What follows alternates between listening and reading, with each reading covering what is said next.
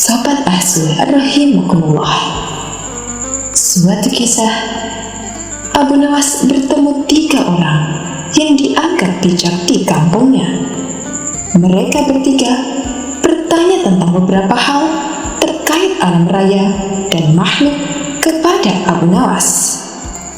Ternyata mereka bertiga juga sedang menguji kebijaksanaan mereka kepada warga kampung di mana Abu Nawas tinggal.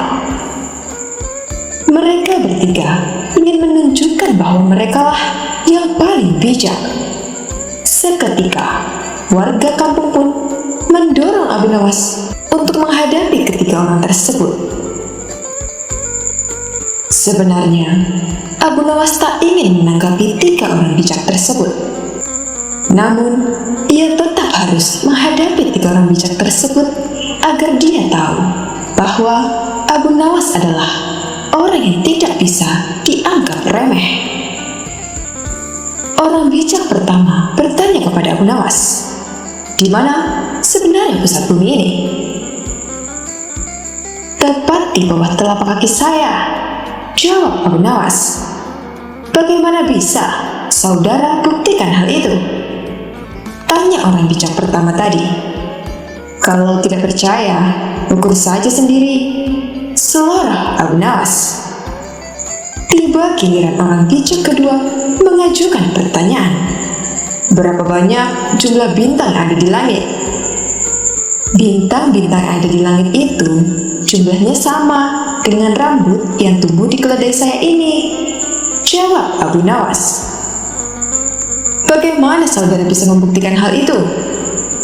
"Kalau tidak percaya, hitung saja rambut yang ada di keledai itu, dan nanti saudara akan tahu kebenarannya," ujar Abu Nawas.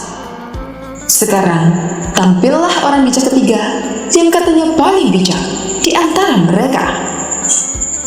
Ia terganggu oleh kecerdikan Abu Nawas dan dengan ketus bertanya, "Tampaknya saudara tahu banyak mengenai keledai, tapi coba saudara katakan kepada saya, berapa jumlah bulu yang ada pada ekor keledai itu?"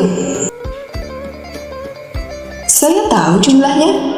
Jumlah bulu yang ada pada ekor keledai saya ini sama dengan jumlah rambut di janggut saudara," jawab Abu Nawas. "Bagaimana Anda bisa membuktikan hal itu?"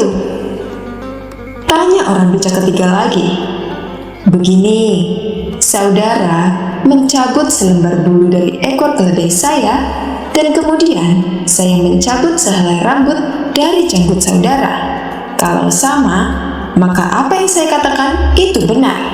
Tapi kalau tidak, saya keliru," ceplos Abu Nawas.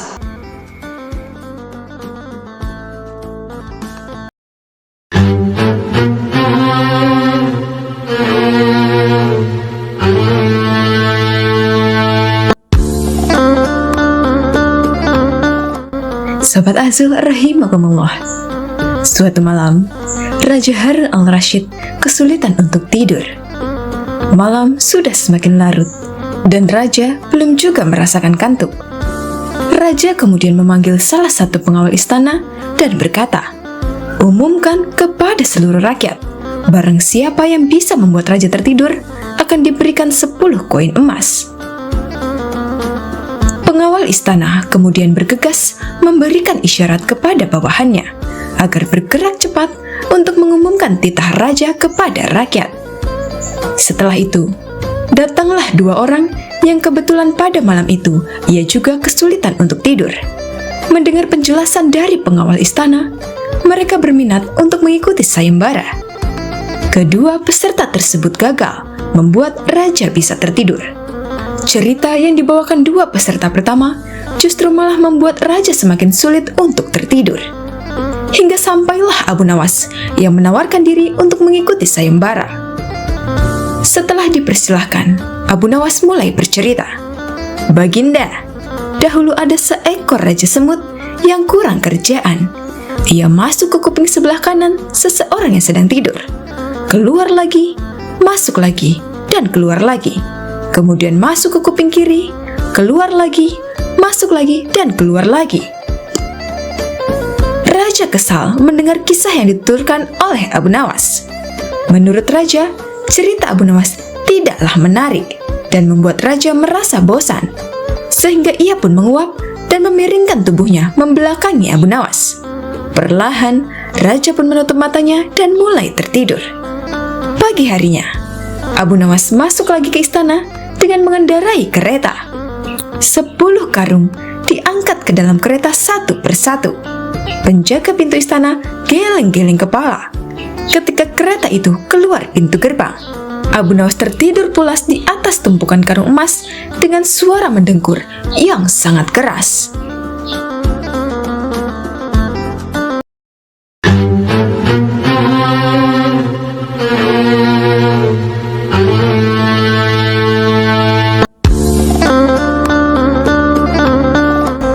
Sobat Ahzul rahimakumullah, ulah konyol Abu Nawas sang wali sufi kali ini benar-benar keterlaluan.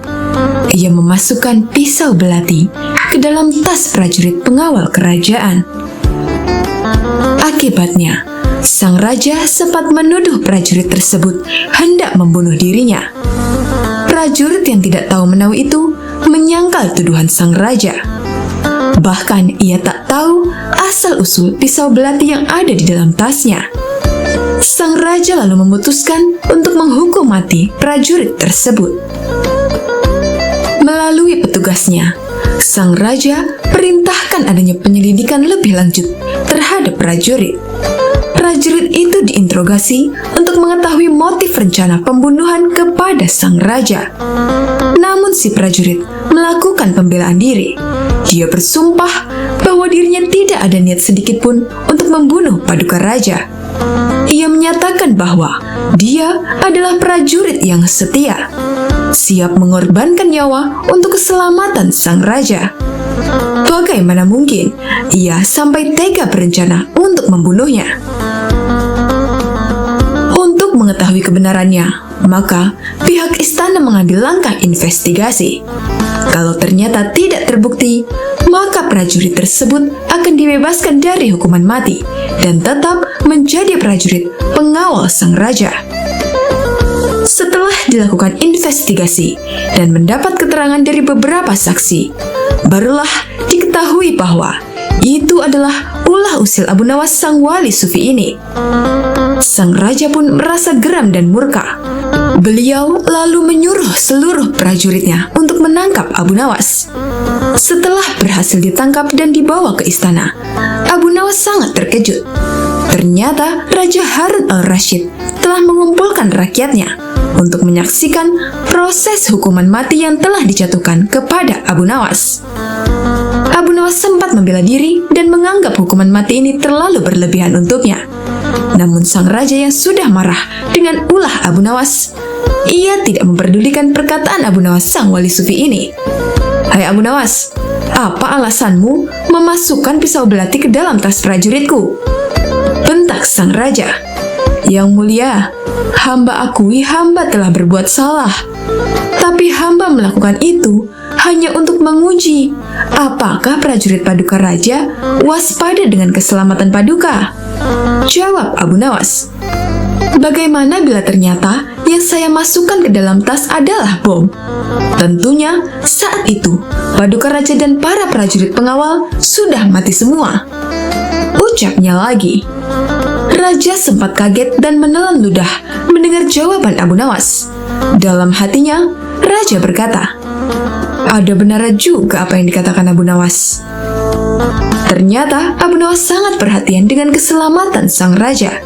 Namun tiba-tiba di benak sang raja terbesit rencana iseng untuk mengerjai Abu Nawas sang wali sufi ini.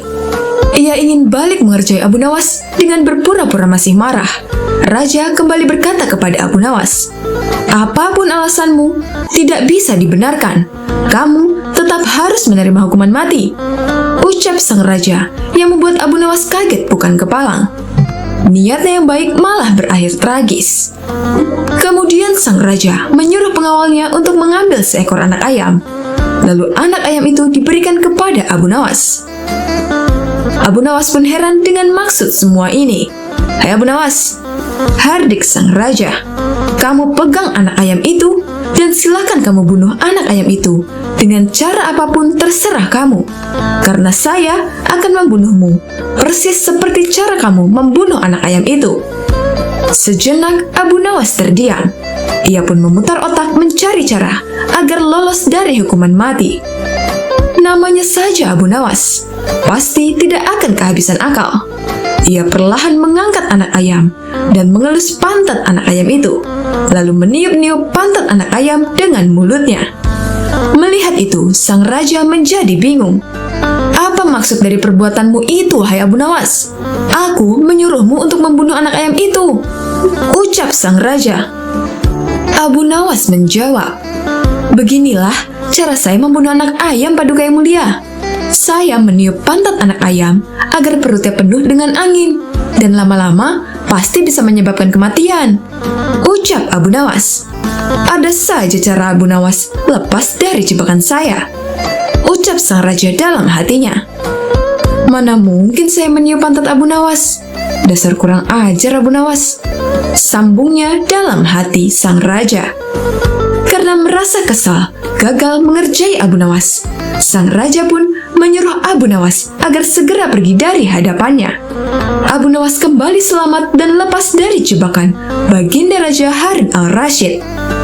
Demikianlah kisah Abu Nawas sang wali sufi yang jenaka. Sampai bertemu lagi di kisah selanjutnya.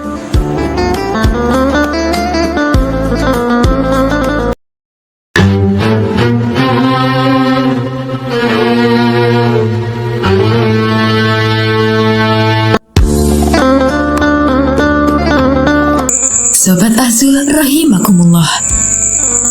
Di suatu pagi yang cerah, Baginda Raja Harun al-Rashid mengajak beberapa menterinya pergi bertamasya ke sebuah tempat wisata. Tak lupa, Baginda Raja juga mengajak Abu Nawas sang wali sufi yang merupakan staf khusus kerajaan untuk menambah suasana liburan menjadi lebih asik. Di tengah-tengah perjalanan menuju tempat wisata, dari kejauhan mereka melihat seorang kakek yang sedang menunggangi seekor keledai. Sang raja pun berkata, "Wahai menteriku, tanyai siapa orang tua itu." Perintah sang raja kepada menterinya yang bernama Ja'far. Kemudian Ja'far mendekati kakek tua tersebut dan mulai bertanya, "Mohon maaf kek, kalau boleh tahu kakek dari mana?" Tanya Ja'far. "Aku dari Basrah anak muda," jawab si kakek. "Memangnya kakek mau kemana?" Tanya Ja'far kembali. "Aku mau ke Baghdad," jawab si kakek. "Ada keperluan apa kek?" Tanya Ja'far penasaran. "Aku hendak mencari obat untuk mataku ini," jawab kakek sambil memperlihatkan matanya yang sedang sakit. Di tengah percakapan mereka, muncul ide jahil Baginda Raja. Ia pun kemudian berbisik kepada Abu Nawas, "Wahai Abu Nawas, coba kamu ajak kakek itu bergurau." Abu Nawas membalas, "Jangan Baginda, kasihan, dia adalah orang tua. Saya takut kakek itu marah," ucap Abu Nawas. "Sudahlah, itu nanti urusanku. Intinya, ajak saja kakek itu bergurau," desak Baginda Raja. "Baiklah kalau begitu, akan aku lakukan," ucap Abu Nawas.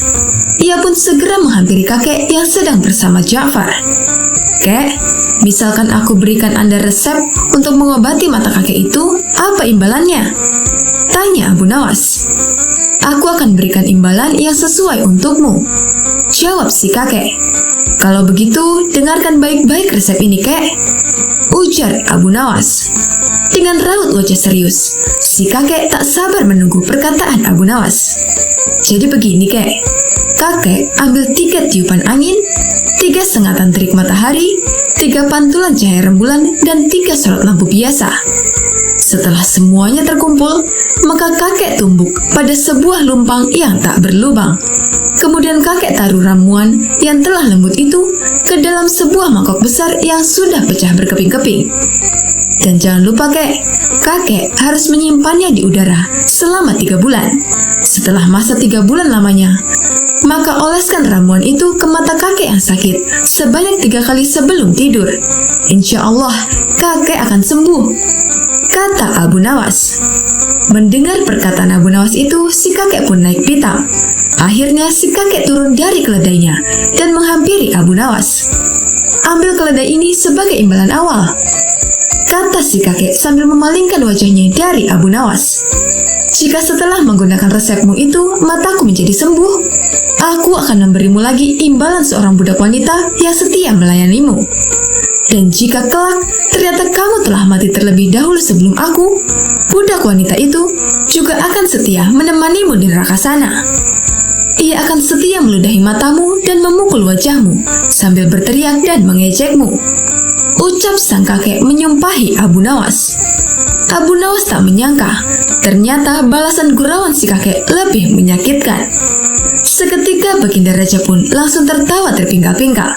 Sedangkan Abu Nawas hanya bisa melongo mendengar jawaban si kakek. Oleh karenanya, Baginda Raja kemudian memberi hadiah kepada kakek tersebut. "Terima kasih Baginda yang mulia," kata si kakek dengan hati yang bahagia. Tak lama setelah itu, si kakek pergi meninggalkan mereka. Namun Baginda Raja masih saja tak bisa menahan ketawanya. Ia terus tertawa sepanjang perjalanan. Sementara Abu Nawas terus menggerutu mengingat kejadian barusan. Niatnya mau mengerjai si kakek, malah dia yang kena. Mendengar Abu Nawas berkata demikian, bukannya kasihan, tawa Baginda malah semakin menjadi-jadi. Abu Nawas, baru kali ini aku melihatmu tak bisa berkutik di depan seorang kakek tua," ujar Baginda Raja sambil terus tertawa.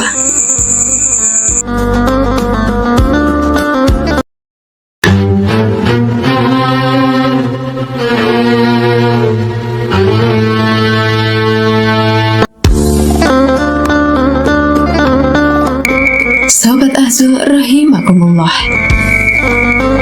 Kecerdikan akal yang dimiliki Abu Nawas sang wali sufi memang luar biasa.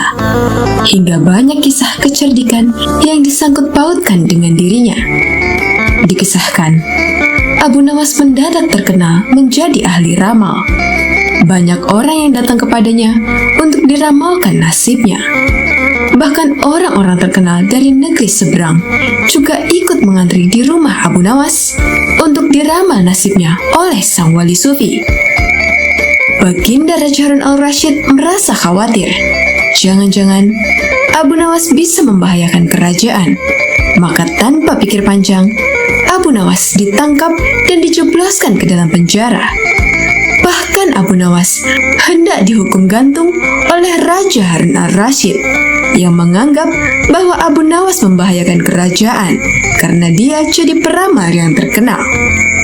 Baginda Raja memvonis Abu Nawas dihukum mati. Akan tetapi, semua ini sudah diperhitungkan oleh Abu Nawas. Dirinya tidak merasa gentar sama sekali. Setelah hari yang ditentukan telah tiba, Abu Nawas digiring ke tempat tiang gantung. Abu Nawas berjalan dengan wajah ceria dan penuh senyuman. Baginda Raja sendiri heran dengan tingkah Abu Nawas ini. "Hai Abu Nawas, di saat-saat terakhirmu, kenapa kamu malah terlihat bahagia?" tanya Raja penasaran. "Bagaimana saya tidak bahagia, Paduka Raja? Karena dimanapun saya berada, Baginda selalu setia menemani saya," sahut Abu Nawas. "Saya sangat beruntung mempunyai raja seperti Baginda," ujar Abu Nawas lagi. "Apa maksudmu Abu Nawas?" tanya Raja tak mengerti. "Paduka yang mulia, sudah tahu sendiri kan kalau saya sudah terkenal sebagai peramal yang tidak pernah meleset," ucap Abu Nawas lagi. "Menurut ramalan saya, 3 hari setelah kematian saya, maka Paduka akan menyusul saya di akhirat," ucap Abu Nawas sangat yakin. "Kita akan di sana bersama-sama Paduka yang mulia, dan saya bisa mengadukan perbuatan Paduka kepada para malaikat di sana," ucap Abu Nawas menakut-nakuti sang raja. Spontan, wajah Baginda Raja Harun al-Rasyid langsung menjadi pucat. Dia pun terlihat takut dan sangat gemetaran. Prajurit, segera lepaskan Abu Nawas. Bawa dia kembali ke dalam penjara. Perintah Baginda Raja. Akhirnya, Abu Nawas tidak jadi dihukum mati. Bahkan di dalam penjara pun, Abu Nawas kembali berkata kepada prajurit, "Hai prajurit, sampaikan kepada Baginda Raja, kalau saya terus-terusan di sini, saya bisa sakit, dan akhirnya saya mati. Itu artinya, Baginda juga tidak lama lagi akan mati juga," ucap Abu Nawas. Prajurit tersebut segera menyampaikan pesan Abu Nawas kepada Baginda Raja. Untuk kedua kalinya, Baginda Raja dibuat takut oleh Abu Nawas. Maka dengan segera, dia membebaskan Abu Nawas. Untuk meyakinkan keselamatan Abu Nawas, Baginda Raja menyuruh beberapa prajurit untuk mengawalnya sampai rumah. Setibanya di rumah, Abu Nawas kembali berkata kepada para prajurit, "Hai prajurit, kalian tahu sendiri kan, beberapa hari ini aku tidak bisa bekerja. Di rumahku tidak ada hidangan sama sekali. Lalu kami sekeluarga mau makan apa? Saya bisa jatuh sakit dan meninggal karena ini. Sampaikan perkataan saya ini kepada Baginda Raja," ucap Abu Nawas. Alhasil, Baginda Raja pun kembali dibuatnya menjadi takut. Dia pun memerintahkan pengawal untuk memenuhi kebutuhan keluarga Abu Nawas, termasuk memberikan hidangan lezat setiap hari ke rumah Abu Nawas.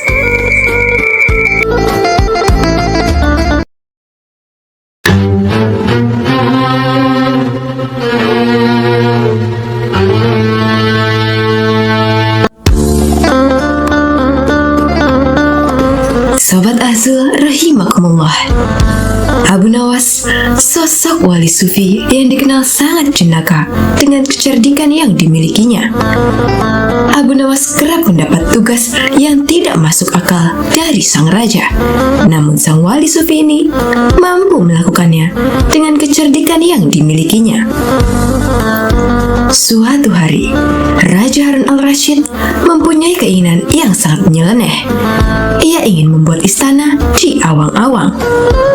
Memang terkesan janggal. Tapi, apa salahnya kalau dicoba? Kata sang raja dalam hatinya. Paduka Raja kemudian menyuruh pengawal pribadinya memanggil Abu Nawas. Menurutnya, untuk urusan seperti ini, hanya Abu Nawaslah yang punya solusinya. "Ada gerangan apa Paduka Raja memanggil hamba?" tanya Abu Nawas. Sang raja menjawab, "Wahai Abu Nawas, aku sangat ingin membangun istana di awang-awang, agar aku lebih terkenal di antara raja-raja yang lain. Adakah kemungkinan keinginanku terwujud, wahai Abu Nawas?" "Tidak ada yang tidak mungkin dilakukan, wahai Paduka," jawab Abu Nawas. Paduka kembali berkata, "Kalau menurutmu pembangunan atau pekerjaan ini bisa dilakukan, maka aku serahkan semuanya kepadamu." Abu Nawas terperanjat dan menyesal telah mengatakan kemungkinan mewujudkan istana di awang-awang. Tetapi, nasi telah menjadi bubur. Apa yang sudah dikatakan Baginda tidak mungkin ditarik kembali. Sang raja memberi waktu Abu Nawas hanya beberapa minggu.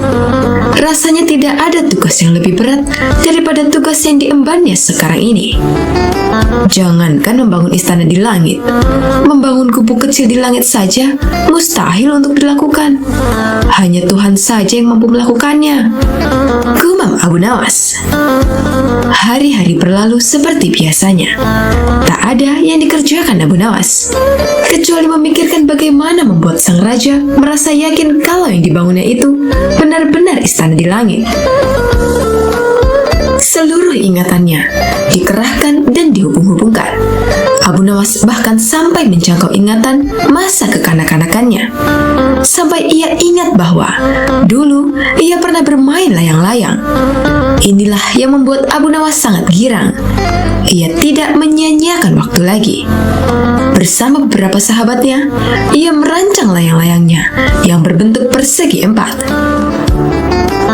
Setelah layang-layang tersebut selesai dibuat, Abu Nawas melukis pintu-pintu dan jendela-jendela serta ornamen-ornamen lainnya hingga menyerupai istana.